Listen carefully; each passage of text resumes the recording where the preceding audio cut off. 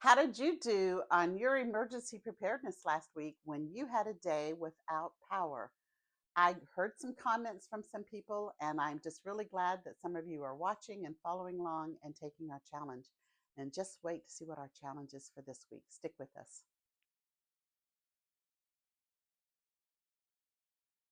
Hi, this is Vicki with the 411. We are here on week 40 of our 52-week emergency preparedness challenge.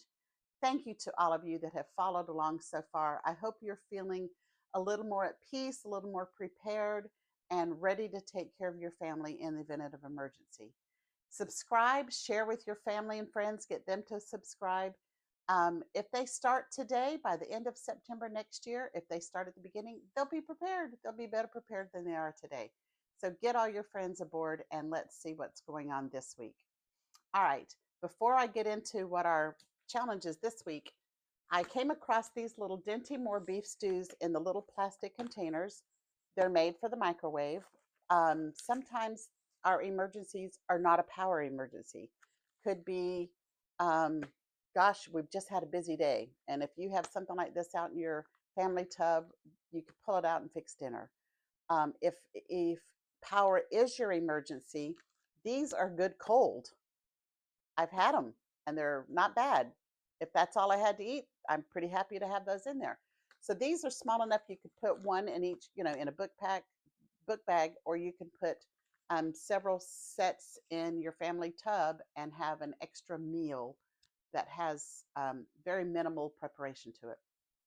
Okay, this week, 5 pounds of salt, be that regular iodized salt or Himalayan salt, coarse salt, whatever kind of salt your family uses. Sometimes our meals just need to have a little salt to kind of give it that savor, and it's just great to have that salt in there. Also, you need 8 pounds of oats, and I'm not going to tell you what kind of oats to buy. If your family is used to working with old-fashioned rolled oats, get that. If you quick oats, instant oats, whatever kind of oats you buy, get you some oats. They're a really good filler with a lot of dishes. You can store them in some of those plastic bags that I use with the pour spouts, or you can use jars. Just put them in a jar and seal them up. They'll last for a long time that way. Okay, going into our household, it is get more jars. We had jars on our list last week. This is not the first time we've heard for jars. Jars are important. A lot of people have jars around. So my challenge for you this week is go to mom, go to grandma. Hey, you've got jars you're not using. Can I have them? If you've got jars that are in a storage building or on a shelf in a garage somewhere, gather them up, take an inventory of what you have, and be ready to use them when you need them and fill them. Get an opportunity. Go buy your 8 pounds of oats and fill them up in a jar. Just use your jars for something besides just collecting dust and air in your garage, which I have some out there doing that. Anyway, next in our 72-hour survival kit backpacks, it says to store Tylenol, Tums, and some alcohol wipes. These are all important things to have. Tylenol is a good fever reducer. If you're into more pain relievers, I would go with ibuprofen as well. Tums, I don't get indigestion often, but when I do, these things work. I even keep the little smaller travel size in my travel backpack that I go when I go places. And alcohol wipes, I like to get the little individually wrapped ones. They're convenient to just take a handful of them, put them in a Ziploc bag somewhere, and you've got plenty of alcohol wipes to not clean surfaces. If you're in something and you need it's dirty and you want to clean it up, it's great for medical, for um, cleaning wounds and stuff like that. So they're nice to have on hand and important to have in your 72-hour kits. Our emergency money, we are adding $30 more. And I think this is my most satisfying thing with my food storage is that I'm sticking with this. And one day you will be so happy that you did too. There's going to come a time that you're going to need a little bit of money for something and an emergency something, and you're going to be so glad that you saved that money. So I'm proud of all of you for doing that. All right, our family prep. Here's our emergency situation for this week. The city water main has broke and they have cut off water to your house. So I'm on a well. So that doesn't mean much for me. But on a well, if I don't have power, which was last week's situation, I have to prepare.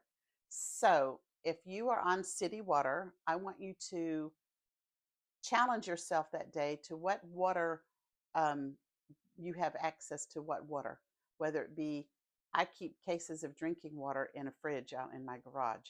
I have the tubs that used to have laundry soap in it, and I have water in those tubs now so that I have soapy water if I need to do any kind of touch laundry, small pieces of laundry.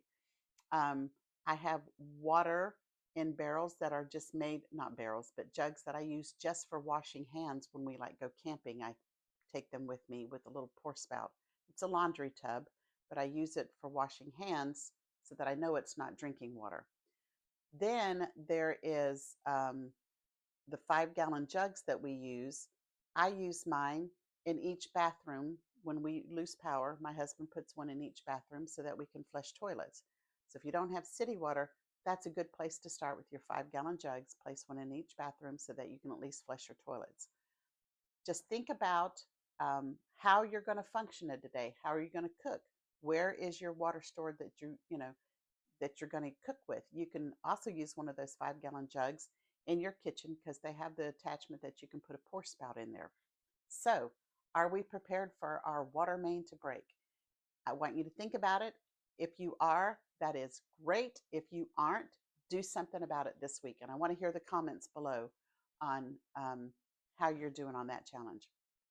And then the last thing is add $10 to your water storage fund, whether that is getting more 5-gallon jugs for purposes like this, getting another barrel, whatever your goal is, we're going to set $10 more aside to help you obtain that goal. So that's it for this week. Thank you for joining me. This is Vicki with the 411, and I'm having so much fun with this. I hope you are too.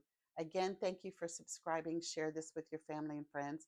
Subscribe to my newsletter if you want to get the whole month of challenges at a time, or our not just challenges, but what goes in our food storage this month. And I'll see you next week. Thanks for watching.